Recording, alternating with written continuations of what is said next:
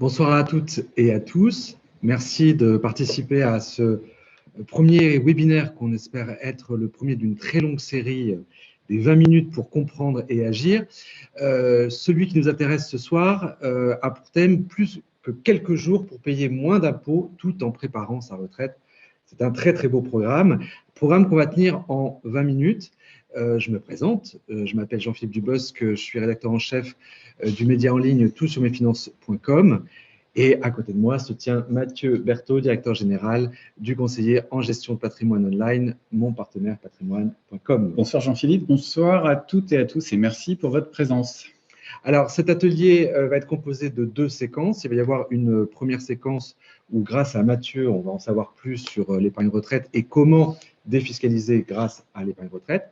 Et puis il y a une seconde séquence où c'est vos questions. Vous allez poser vos questions à Mathieu. Alors, il y a 2 manières pour cela. Au moment de l'inscription, vous avez eu la possibilité de poster vos questions. Donc, ça fait depuis une semaine qu'avec Mathieu, on reçoit des questions posées par les internautes. Nous avons sélectionné les 3 principales questions qui reviennent les plus fréquemment dans les questions envoyées. Et puis, vous avez aussi la possibilité de poser vos questions en live grâce au chat. Donc, vous avez un petit bouton normalement en bas vers la gauche, si je ne m'abuse, qui s'appelle questions-réponses. Donc, n'hésitez pas à utiliser ce bouton pour nous poser vos questions en direct.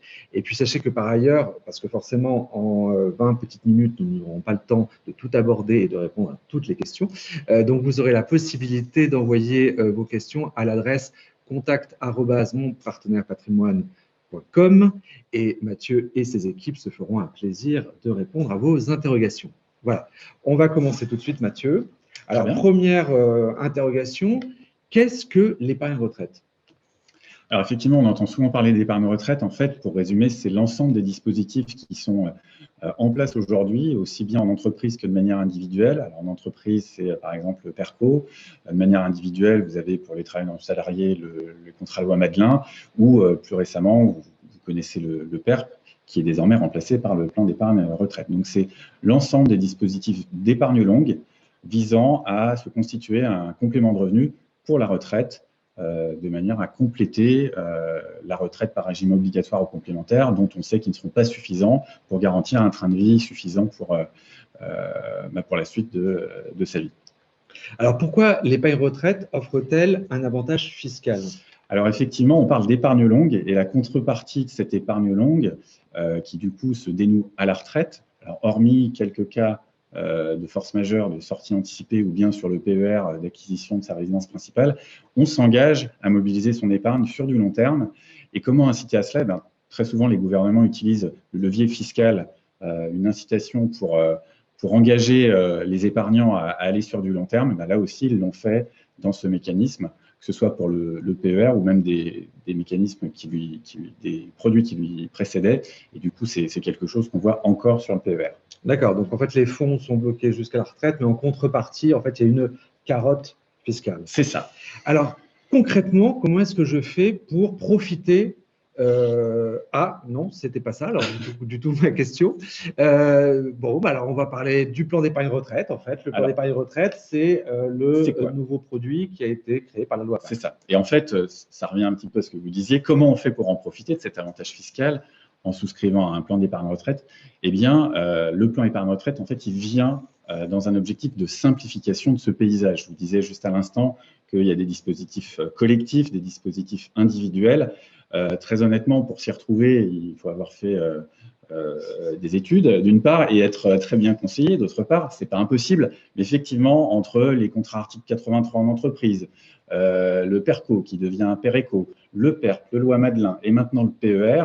Le PER, le nom est un petit peu ancien, mais en revanche, c'est un dispositif qui a été promulgué avec la loi Pacte, qui vient de fêter ses 1 an, donc, et qui permet de manière, on va dire, simplificatrice, et pour une fois, les gouvernements arrivent à simplifier les choses, à rassembler au sein de plusieurs compartiments ce qui va pouvoir être logé par des versements en investissement dédiés à son épargne retraite, avec des versements ponctuels ou réguliers, sans obligation, ça c'est un point qui est important, et avec la possibilité de sortir en capital et pas seulement en rente au moment de la retraite.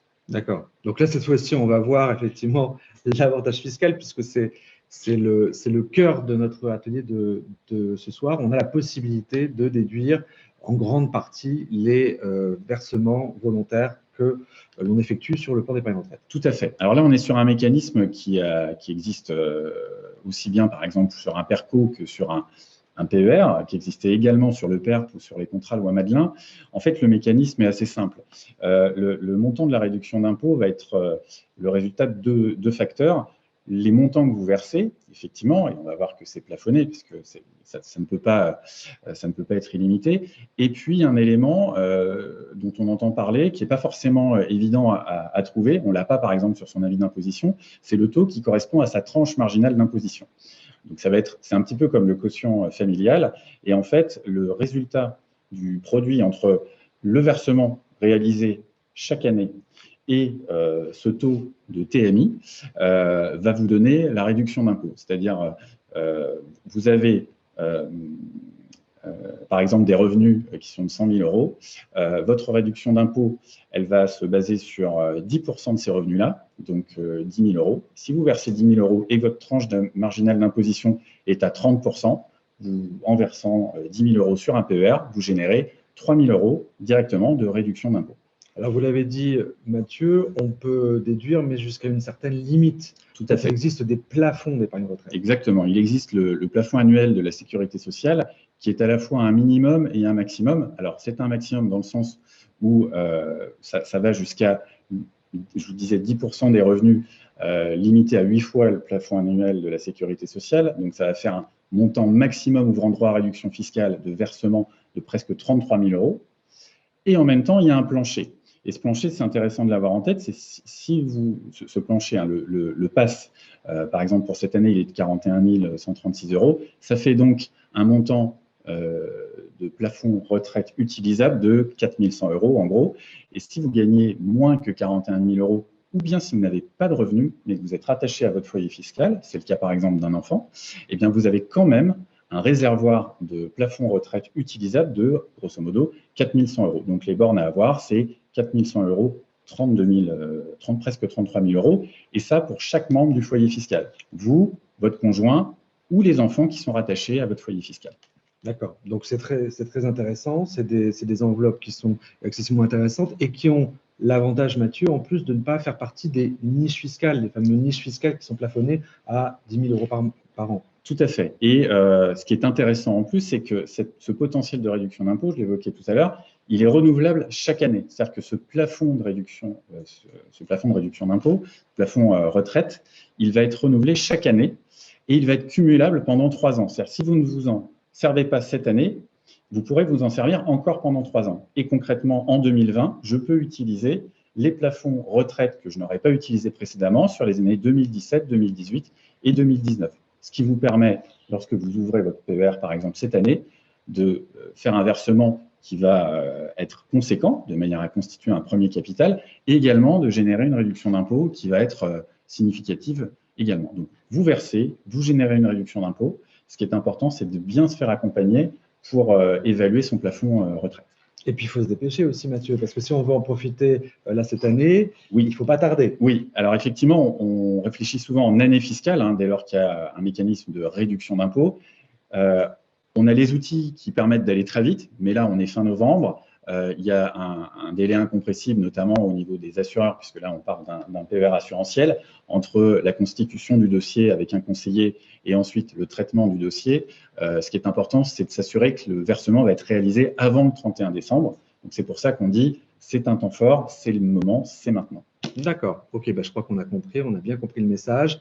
Donc, c'est maintenant, c'est le moment de verser, bien avant le 31 décembre, et on peut réduire au minimum de 4 000 euros son revenu imposable et au maximum presque 33 000 euros, tout en préparant sa retraite, tout en se constituant un revenu de complément pour l'après-vie professionnelle. Merci beaucoup, Mathieu. Donc, en fait, maintenant, on va passer à la séquence des questions posées par les internautes.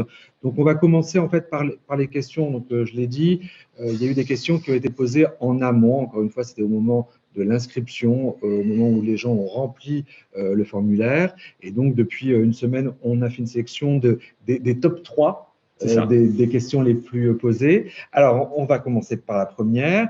Je vais payer plein d'impôts cette année, mais je n'ai pas l'argent pour consommer tout mon plafond. Comment faire pour ne pas le perdre? Alors effectivement, c'est ce que j'évoquais un petit peu juste auparavant. Vous ne perdez pas ce plafond, en tout cas pas tout de suite. C'est-à-dire qu'une fois qu'il est constitué, vous avez 3 années encore pour vous en servir. Ce qui est intéressant parce que d'une part, ça vous permet de programmer, on va dire, votre optimisation dans le temps et que vous pouvez également le mutualiser avec votre conjoint ou avec votre partenaire de PACS. Donc il y a vraiment là aussi quelque chose d'important à avoir en tête, c'est de se faire conseiller pour pouvoir fiabiliser le plafond, parce qu'on le trouve sur son avis d'imposition, mais il n'est pas forcément fiable et il n'est pas forcément complet, et notamment si vous avez utilisé ce plafond sur les années précédentes, c'est très important pour ne pas perdre ce plafond, de savoir où on en est précisément et de se faire accompagner par un conseiller. Ok. Alors, deuxième question aussi, la plus fréquemment posée en amont de cet atelier. Je suis indépendant. Est-il vrai que j'ai droit à une déduction fiscale plus élevée? Absolument, et c'est effectivement le pendant d'un aspect qui est très important pour les travailleurs non salariés ou pour les indépendants, c'est qu'ils cotisent moins pour leur retraite. Donc effectivement, depuis la loi Madelin, au début des années 90, il y a un dispositif qui a été établi pour permettre aux travailleurs indépendants de verser à côté et du coup d'être incités à le faire avec une déduction fiscale plus élevée. Pour vous donner un ordre d'idée, je prenais tout à l'heure l'exemple de quelqu'un qui est un salarié qui gagne 100 000 euros sur l'année. Pour l'équivalent pour un travailleur non salarié, sur des bénéfices de 100 000 euros sur une année, si on prend son plafond retraite classique comme un salarié, ça va être 10 000 euros. Je ne rentre pas dans le détail du calcul, mais vous pouvez me croire, il va y avoir un complément qui va être de l'ordre de presque 9 000 euros du fait de ce complément de versement qu'il va pouvoir faire comme il est travailleur non salarié. Donc, ça fait 19 000 euros. Oui, c'est ça. Et effectivement, là aussi, c'est très important d'avoir un conseiller pour exactement savoir quel va être le disponible, parce qu'il y a une interaction entre le plafond complémentaire quand on est TNS et le plafond retraite individuel pour tout un chacun. D'accord. Et donc, ça reprend le plafond du contrat de retraite Madelin. Absolument. C'est exactement le même principe qui a été porté sur le PER. Ok, très bien, parfait. Alors, dernière question de ce top 3 des questions posées en amont. À quel âge faut-il ouvrir un produit d'épargne retraite comme le plan d'épargne retraite? Alors, j'aime toujours beaucoup les questions autour de l'âge, parce qu'en fait, il n'y a pas d'âge particulier, tout dépend de ses objectifs. Et on dit souvent, il n'est jamais trop tôt, il n'est jamais trop tard, y compris en matière d'épargne retraite. Alors, évidemment, je prenais un exemple tout à l'heure, mais pour vous dire qu'il n'est pas trop tôt, c'est que dès sa naissance, alors c'est le charme de ces mécanismes-là, dès sa naissance, un enfant va avoir un plafond retraite individuel, qui est au plancher dont je parlais tout à l'heure, soit à peu près 4 100 euros. Alors, ça peut paraître un petit peu contre-intuitif de dire on va souscrire un plan d'épargne retraite pour un enfant, mais il ne faut pas oublier qu'une des étapes les plus importantes dans la constitution d'un patrimoine, c'est l'acquisition de la résidence principale. Et c'est un cas de sortie sur le PER. Vous ne l'aviez pas auparavant sur le PERP, notamment. C'est vraiment quelque chose qui nous paraît fondamental dans la stratégie patrimoniale pour ces enfants. Donc, il n'y a pas d'âge minimum.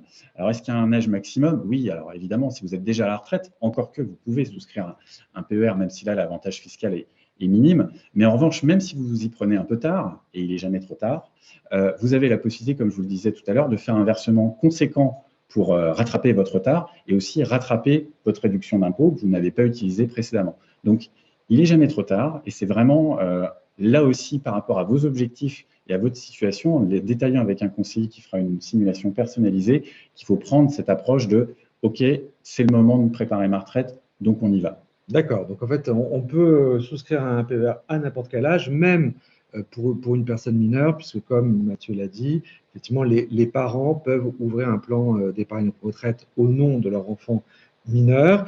L'avantage aussi, c'est qu'on est sûr que le capital est bloqué. Tout à fait. Sauf effectivement pour l'acquisition de la résidence principale, donc on est sûr qu'au moins à 18 ans, il ne va pas dilapider le capital. Et puis, ça permet en fait de bénéficier d'un plafond d'épargne retraite qui s'ajoute à ceux des parents. Tout à fait. Donc, ça fait une réduction d'impôt complémentaire pour le foyer fiscal, donc pour les parents. Donc, c'est vraiment un double effet qui est très intéressant pour cette stratégie-là. Ok, très bien, parfait.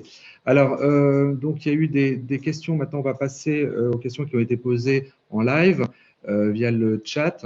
Alors, bon, désolé, donc encore une fois, on ne pourra pas tout prendre. Alors, moi, j'ai vu, pendant que vous parliez, en fait, moi, j'ai vu une question. Oui, c'était comment, alors vous en avez un petit peu parlé, mais comment connaît-on son plafond de déduction? Oui, alors comme je l'évoquais tout à l'heure, le plafond de déduction, il est sur l'avis d'imposition que vous recevez. Et vous avez l'année en cours plus les 4 années précédentes. Simplement, comme je l'évoquais tout à l'heure, il faut fiabiliser ce plafond et notamment parce qu'en fait, on est sur du déclaratif, c'est-à-dire que l'administration fiscale va faire un calcul par rapport à vos revenus et va également faire un calcul qui vient s'imputer sur le plafond par rapport au versement que vous avez fait, par exemple, dans un dispositif d'entreprise.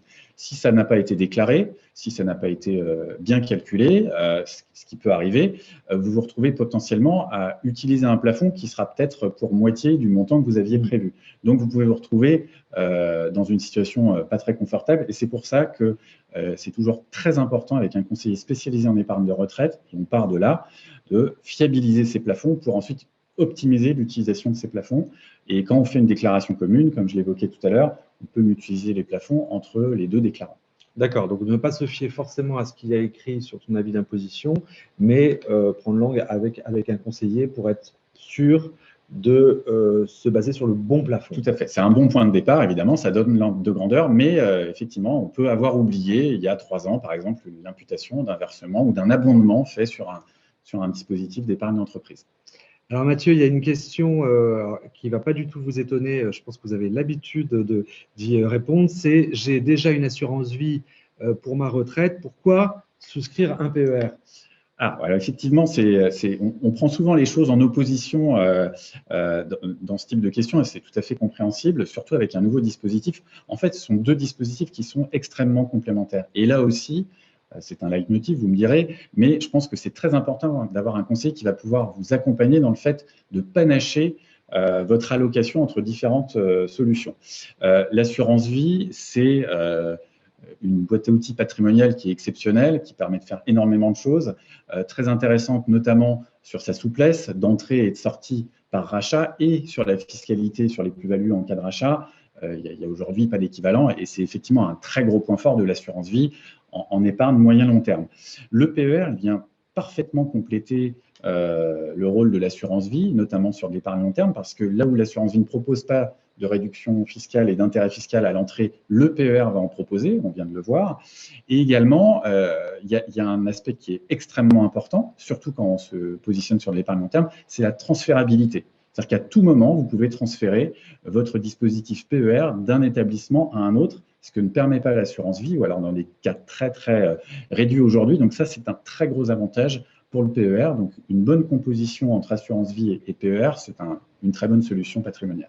Et alors pour finir, Mathieu, et nous avons qu'1 minute, donc il va falloir être assez concis. On va essayer. C'est comment on sélectionne un contrat. Un PER. Alors, c'est un peu comme tous les contrats. Il y a 2 choses à regarder en premier. C'est sa liberté de choix et notamment l'univers d'investissement et de mode de gestion financière qui va être proposé.